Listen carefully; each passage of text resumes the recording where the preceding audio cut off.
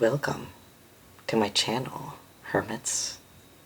My name is Emmanuel, and I am here to teach you about what is mindfulness and how do we train ourselves to be more mindful. Mindfulness at one point became a fad, especially because there were these group of boys, I think it was in Thailand, that survived getting trapped inside of a cave.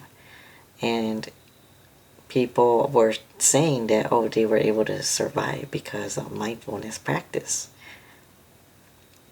Oh, and then it just blew up all over the place. Like, mindfulness is great. But unfortunately, every fad comes to an end, and I just don't hear as much anymore. But mindfulness is very important, especially in modern times, because think about it. When you're scrolling on TikTok or social media and you see a certain type of content, it could be a rage bait, it could be a shock factor, and we react. We go into the comment section and just blow it up. And we're trained to just react. But when that happens, you're training yourself to react to most of any situation. Like, you lose the ability to emotionally regulate. But that's when mindfulness comes in. Mindfulness helps you to emotionally regulate, so you don't have to react right away. Mindfulness has helped me to pretty much handle most of my mental illness. Depression, anxiety. I had acute paranoia, but that's pretty much close to being gone. And there were days, like for example, my depression, I would be depressed from the moment I was awake to like at night. Like, there were days where I couldn't even get out of bed. Or there were times where I was so anxious, like I couldn't even go outside. Or I would have panic attacks in public. But now, I don't have to worry about that anymore. It's all thanks to practicing a meditation and mindfulness. Now, I'm not that informative when it comes to meditation. I think somebody can enlighten me on that. But at least for mindfulness, it's a tool to help you to emotionally regulate, so you don't have to react so fast to all the emotions and physical response that it urges you to act up on.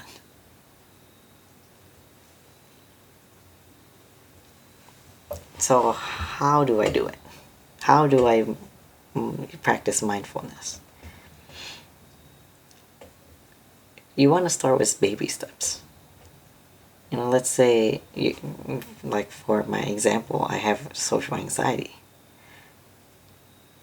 So whenever I used to go outside, like in public, I used to have like a panic attack.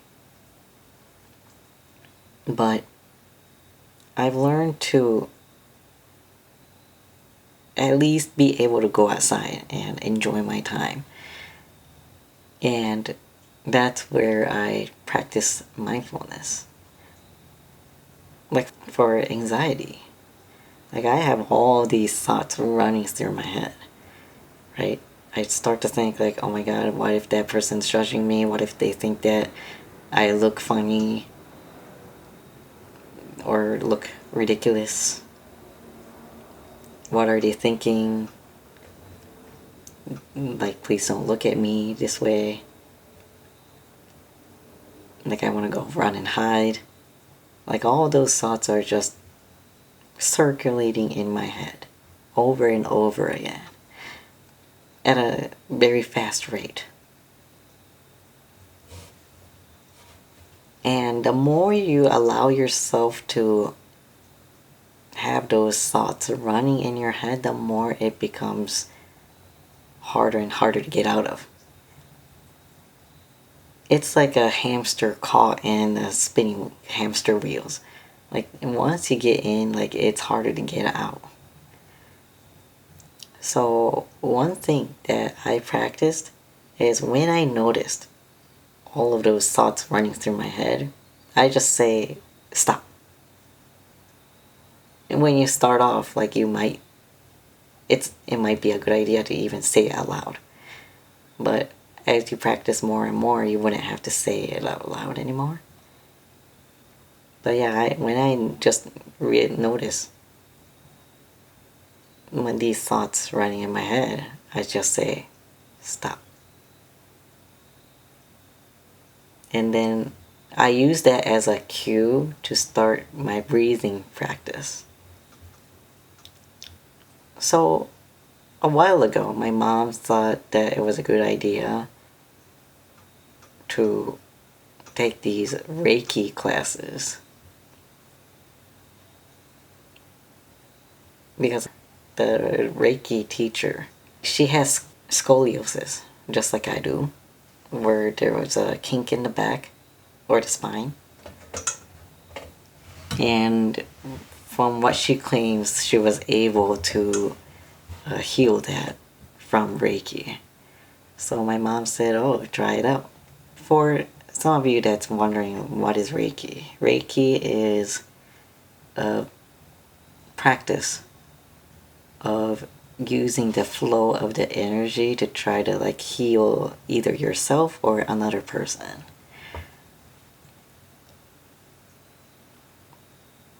So what they do is where they practice breathing exercise so they can channel that energy to try to release it. Like, let's say if it was the back, like they would like put their hand over the back and then they try to flow that energy onto the back. Now, I'm a scientific person. Like, at first I didn't believe in it. But I did find it very helpful was like that breathing technique, which I'm about to teach you right now. So when you're breathing in, you want to imagine the air going up your nostrils all the way up to the top of your head. I'm off the screen, but you want to imagine when you breathe in, you want to imagine that air going all the way up to the top of your head. And then you want to keep it there as long as possible. And then once that's up, like, you want to like breathe it out slowly from your mouth until you feel like you just expelled all of that oxygen in your lung. So let me do it really quick.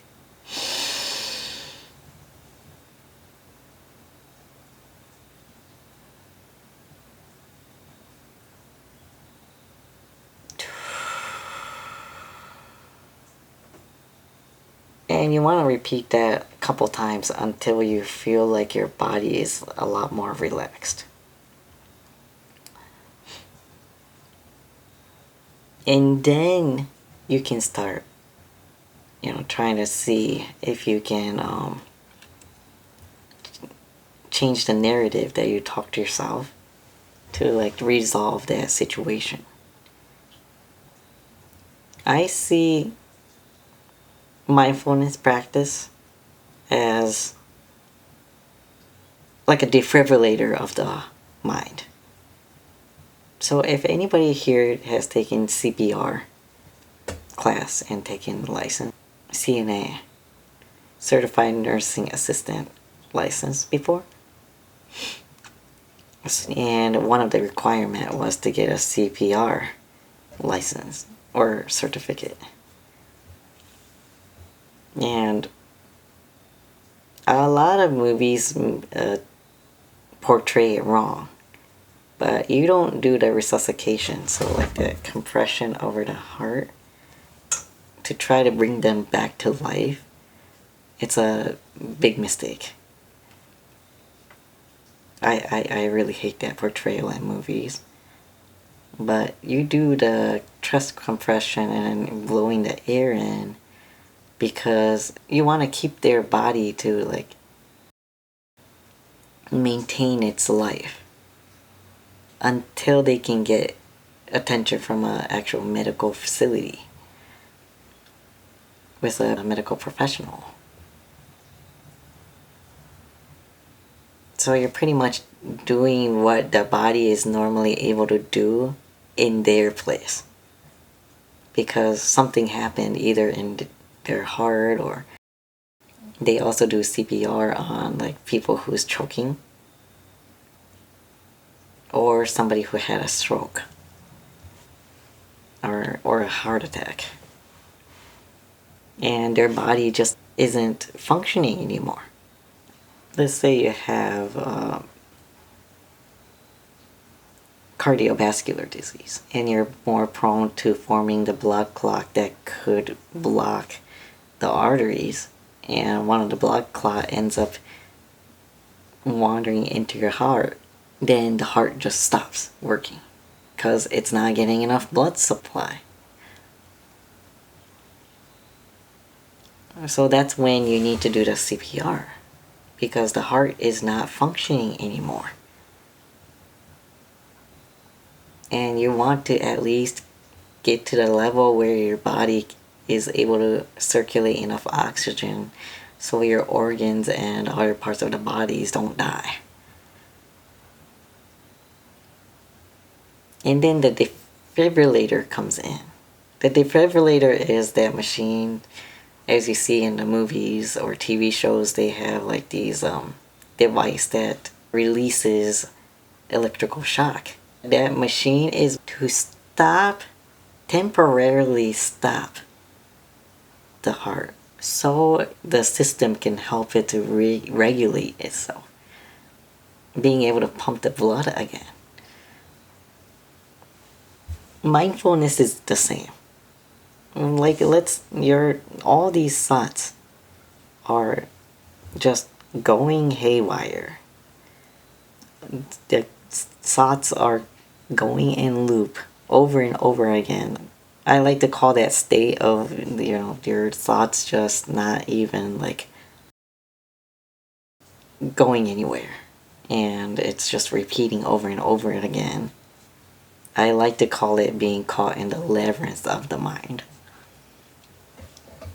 But yeah, when you're in that state, like nothing can stop it other than yourself. Somebody can like come in and say like, hey, stop doing that. It's not gonna work. Because your brain is like literally caught up in this train of thought. So that's when mindfulness comes in. And what really works for me is to just, one, observe your mind and your body. Because when you're having like a panic attack, you can feel it in your body, right? You start to like sweat a little, your heart's pumping, you're restless, and you're in like a fight or flight mode. First is to realize that. The second is to just say stop. No matter what is going through your mind, learn to just drop it temporarily. And then you just want to focus on the breathing to help your body to calm down. Your mind and your body is pretty much connected. If your body is worked up, your mind is going to be worked up. If your mind is worked up, your body is going to get worked up. So we're trying to help calm the body down so your mind becomes calm with the body. So that's where the breathing practice comes in. It's to help you to regulate your body. And then assess the situation from there. You can stop the breathing practice when you're able to say, okay, what do I need to do now? Until then, just do the breathing practice in a calm manner. So, before I go, I'll tell you my story. So, one time I went on a cruise, and we went to this island called Pearl Island as one of the activities. And I bought my snorkeling gear to enjoy the beach. And I'm snorkeling and I'm seeing all these beautiful corals and fishes, and at the time I was borrowing this camera from my friend. So I was just taking a bunch of pictures. And then I wanted a break, so I went up to the surface. And then when I went up to the surface, I realized there was these floaters right next to me. And I'm thinking, oh, because those floaters are meant for kayakers so they don't get washed away. I was not a kayaker, I was just a snorkeler. And I completely lost track and swam way too far from the shore. And I'm like, oh, if you ever use the snorkeling gear, like breathing out of those tubes are energy consuming. They get tiring very quick. And on top of that, my legs were starting to give in because at the time, like, I haven't swam for a couple of years. And I just started swimming like I'd forgotten about it. So my legs were starting to give in. And I'm like thinking, am I going to drown? And not being able to breathe properly out of the tube was not helping. Like, I was like close to panicking. And then when I noticed that, I just said, stop. Breathe. I'm like, okay. And I just started like slowly breathing in and out of the tube. And then I got to the point where the thoughts weren't running through my head. And I said, okay, what's next? And I said, okay, like, just float. Just focus on breathing and floating. Rest your leg as long as you need to. Like, we have all day. So I said, okay. And I just floated on the surface of the water. And I said, okay, what next? And I told myself, okay, flap your legs. It can be as fast or slow, just start flapping the legs with your body pointing towards the shore. And just flap it. Flap it, girl. So I'm like, okay. And I'm just flapping my legs. And I had to take breaks in between because even that motion was very exhausting to me. And I would take a break, and then I start paddling again, and take a break, and I repeated that over and over again until the tip of my little flippers touched the surface of the sand. And I was like, okay, yes, I got back to the shore. I got back to the shore.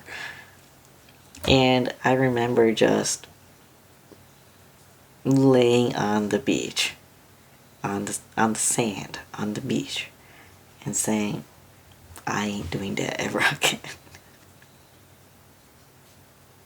So, what can we learn from this? Mindfulness is your friend. That's it. I hope you enjoyed this video. Give me a thumbs up if you find it entertaining or learned something. Comment down below if you have any more, if you want to share any stories of where you practice mindfulness, any tips and advice. If you're interested in any of my future videos, click the subscribe button, and I'll see you in the next video. Bye!